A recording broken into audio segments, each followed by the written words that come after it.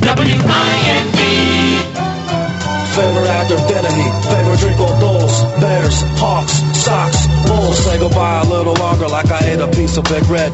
Mike North, you can hear him every Sunday night at 9 o'clock right here. You can watch his daily 30 and 5 video commentaries at 560WIND.com. This is brought to you in part by Altoff Industries, residential heating and cooling at 800-225-2443. Did I get it all in there, Mike? Got it all in, guys. How we feeling today? How you doing? Everybody ready to roll? New week, a short week. Yeah, we like that. We likes it. Let's talk about Lance Briggs. Just won't go away. But do you think this trade request phases his teammates at all? No, I don't think it does, and I think there's more than meets the eye here. Lance Briggs, of course, the guy who a few years back during the inclement months was smashing Lamborghinis up, so I can see where he's struggling financially when he goes out and buys a car, and he has other personal issues that a lot of us don't have.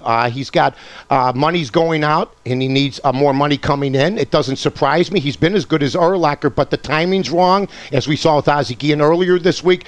And you know what? I think Bear fans are saying, quite frankly, if you don't play out your contract with the Chicago Bears, you signed something, they've been good to you, guess what? See you later.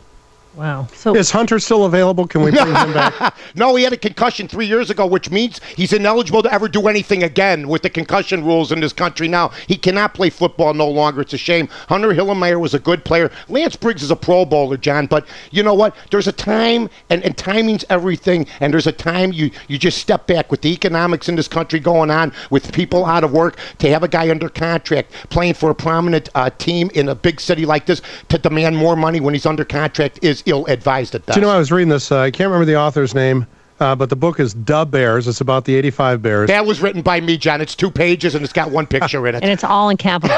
Da and Bears. Anyway, They talked about, look, when you come to Chicago, back then, right. But any time since then, if you can get acclimated to the city and ingratiate yourself with the fans, you can write your own check. In other words, you should be able to make as much on the outside of your primary job in athletics here as you would from the team, and it's foolish to essentially poison that well, and I think that Briggs is doing that. Ditka's still making money in this town. The Fridge still comes in and makes money. You have guys that played on the Chicago. Tom Waddle played in the 90s, making a good living. Doug Buffone started in 1966, still is on the air. You're absolutely right. If you're a Chicago Bear, Norm Van Leer, who was a former Bull, once told me the worst thing he ever did after his playing career was he went to Seattle, went out to the Washington area for a couple of years where nobody knew him, instead of cultivating his brand. And that's what some players don't understand. You have an individual brand that you can market. You see it all the time. Michael Vick has signed a $100 million contract, but guess what? He's going to get 30 guaranteed. But how about the endorsement money he might eventually get, especially if you win? Lance Briggs has been the product not only good for the Bears, but the Bears have been good for Lance Briggs. He's been to 6 Pro Bowls. He's done a great job, but they've also been to the playoffs, and they've put him on the stage.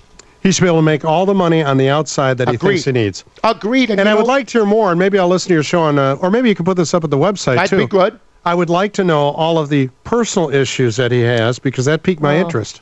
We kind of glossed over that. You know what? He's had arrests, and he's had.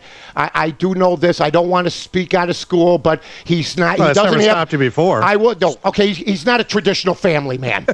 No. How about that? Absolutely on. not a Hold traditional family. Doesn't Are have you the one. saying a pro athlete is involved with somebody other than the traditional American family? I'm not going to step out that way because I haven't heard anything about any pro athletes. No, you know what I'm saying. I know. These guys have a lifestyle. They have nothing. Then all of a sudden they have everything. That's why you have a guy that gets in a car accident years ago, and he's not around the accident, running, if you remember. Do you know that be a spokesman for that car? The guy... there you go. Good night, everybody. The man we met at our golf tournament last year, during his remarks, and he is the chaplain for the Bears.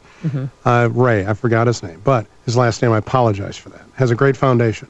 But he pointed out during his speech that almost 80% of former NFL players go broke within 3 years of their retirement. 3 to 4 to 5 years, all of them, 75 to 80%. It boggles the mind. Declare bankruptcy. These guys could have the greatest life on earth. They start out digging a hole for themselves from the first contract on. The responsible guys, you'll see them on TV doing something on television, maybe segments on radio where they're just doing something to keep themselves busy while they have millions in the bank. It's how you handle your money. That's why the NFL has symposiums. I've never said that word before? Symposiums, telling rookies how to do it. Now, this year, it was scattered, though, so I'm anxious to see what happens with these guys. But I thought that's what college was supposed to prepare you for. I never knew you still have to go to the place of work. Can you imagine going to IBM and you got a degree at Notre Dame, and then they still got to sit you down and you got to go to meetings for 2 weeks to explain how to handle your money?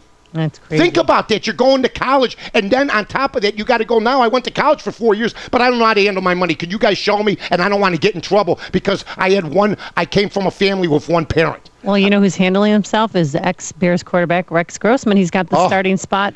It's the Redskins. Yeah, and you know what? Rex Grossman, I mean, he's an underdog at home, but so are the Chicago Bears. Both teams, Bears underdogs Atlanta, Washington an underdog, but Rex Grossman has an offensive line. I actually saw Rex Grossman for the first time, I'm not kidding, with time to pass. I mean, and you know, when you have time to pass, you're still going to make some mistakes. He's still short and with small hands. Yes, he is, Mike, John. we have to go. All right, John, you take good care of yourself. Thank you. Mike North, Sunday nights at 9 on WIND. I'm Mike North for the Village of Rosemont. From the 9th largest convention center to restaurants to theaters, sports venues, and hotels. 5 minutes from O'Hare, you got it all here.